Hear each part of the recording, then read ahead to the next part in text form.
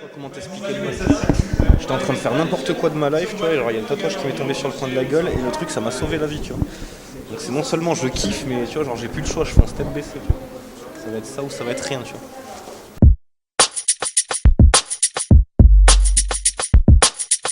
J'ai passé la formation d'hygiène ce matin avant de venir pour être sûr. Non, je l'ai fait.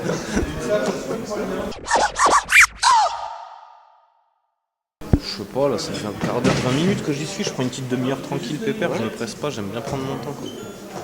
J'aime bien le faire avec le gonze parce que vu que j'ai une tête de schlag, tu vois, au moins ça rassure la personne de la voir quand j'installe le matériel, tu vois. Elle se dit, ah, ça va, elle bosse propre. Ça, c'est 4 couleurs là, c'est juste avec sur la. Parce qu'il y en a où j'ai rajouté plus de jaune, il y en a où j'ai rajouté plus de blanc, quoi.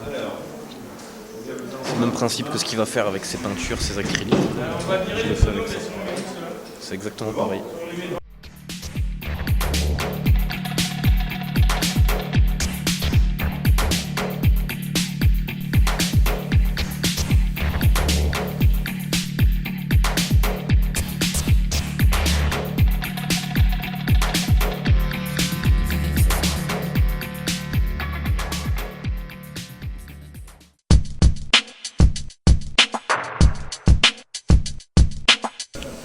Ça fait plus de 6 mois, moins de 9 mois je dirais. C'est encore tout frais. Hein. Quand je te dis, moi ça fait moins d'un an que je suis dans. Tout juste un an que je crois que je suis dans le tatouage. Tout est parti de ce piment, c'est pour ça que l'anecdote d'aujourd'hui elle est pas mal que je sois là avec David, tu vois. En fait j'avais pas encore tatoué David. J'avais tatoué des gens de l'entourage, tu vois, ils savaient que je piquais quoi. Et un jour ils sont allés se faire tatouer chez ce mec là, tu vois, qui est à Sijan à côté de chez moi là. Qui s'appelle Jeep. D'accord, et son salon. C'est l'atelier Tattoo Shop, j'ai les fly qui sont juste derrière. D'accord. Et en fait ils m'ont dit ouais, on est allé se faire tatouer chez ce mec, nanana, on lui a parlé de toi, on lui a dit que tu commençais le tatouage, machin et tout, tu vois. Et genre le mec était vachement cool, il a dit que tu pouvais venir discuter avec lui quand tu voulais. Genre ils m'ont dit ça, tu vois. Et genre moi connaissant un peu le milieu du petit retour que j'en avais, c'est un milieu taquet de fermé, personne veut échanger avec personne, tu vois. Genre tout le monde garde ses petits secrets de technique et compagnie, tu vois. Je me suis dit bon ben mortel, le mec il a dit que je pouvais aller discuter avec lui, je vais y aller, tu vois. Je suis allé discuter avec, je suis arrivé avec mon book et 3 photos des 3 tatouages que j'avais fait en amont, tu vois. Et il m'a dit qu'il avait un apprenti avant mais que c'était pas bien passé avec lui, machin, nanana. Il m'a dit moi t'as la porte qui est ouverte quand tu veux. Et en fait tout est parti de là, du premier contact avec ce type, et il m'a dit tu viens chez moi quand tu veux. Du coup je commençais une formation, tu vois. T'as la formation d'hygiène à passer, il y a 2-3 conneries à faire, tu vois. Du coup j'ai fait ça chez lui là-bas, l'atelier Tattoo Shop. Et le mec il m'a ouvert la porte, et voilà, il a 20 ans de métier, il est taquet de cool, humainement c'est un sniper. Il a un petit côté un peu décalé comme moi, tu vois, genre on aime bien pas trop se prendre au sérieux quoi.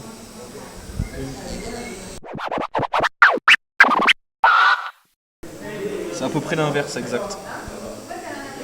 Sur les techniques de graffiti, c'est l'exact opposé j'ai l'impression.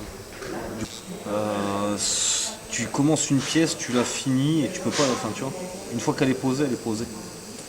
Tu vas pas pouvoir la modifier 50 fois, la retoucher ouais mais la modifier non. Et moi c'est un souci que j'avais avec les toiles et compagnie, tu sais genre sur un mur, tu sais genre je finissais jamais mon doigt. Alors, à un moment donné t'as envie de recouper, de remachin, tu peux y rester 3 jours sur ta pièce. Hein. Tu l'as fini en un après-midi mais tu vas pouvoir rester 3 jours de plus dessus si tu veux à tout retoucher, remodifier. Là tu peux pas, tu vas pouvoir affiner quelques petits détails que tu n'avais pas mis avant, tu vois, mais la pièce une fois qu'elle est posée, elle est posée. Tu sais, ça t'enchaîne, tu passes d'une pièce à une autre. Ah puis clairement l'adrénaline en fait, tu le mets sur quelqu'un, ça va rester dans sa peau à vie. Il n'y a pas le côté égocentrique de ouais ma trace dedans, mais c'est plus le côté stress de se dire ouais ça va rester dans sa peau à vie, tu vois, je peux pas. Moi j'ai toujours kiffé un peu de pression pour bosser quoi, tu vois.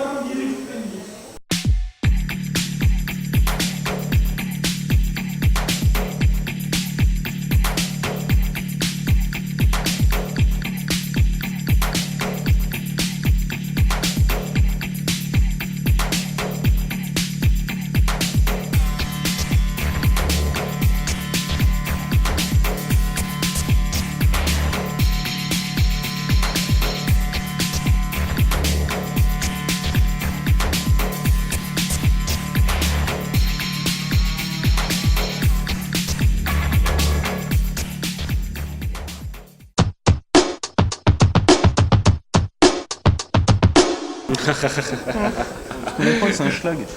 C'est un enfoiré. Un simple coup de fil en fait. Au final, c'était prévu que je me fasse tatouer hier.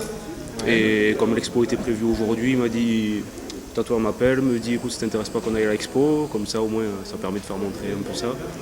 Et tant qu'à faire, ouais, ça permet de bouger, de voir d'autres choses, quoi.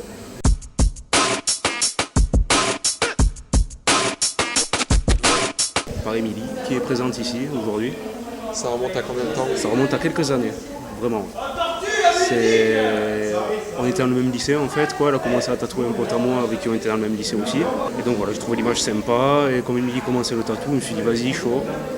Pourquoi pas, si t'es motivé, tu me piques, et vas-y, feu. Et moi je dénonce, j'avais pas encore commencé le tatouage à ce moment-là, j'ai vu la pièce et je me suis dit putain c'est une dinguerie, elle a fait des traits qui sont trop fins et ça fait partie des pièces qui m'ont fait dire vas-y faut que j'essaye. Comme il graffe, il peint, il dessine, il fait plein de trucs sur toile, sur mur, sur ce que tu veux. Il s'est lancé dans le tatou sur un pote. Pareil sur ma grosse, quoi, il a fait quelques tatous et vas-y feu, ça donne envie, quoi.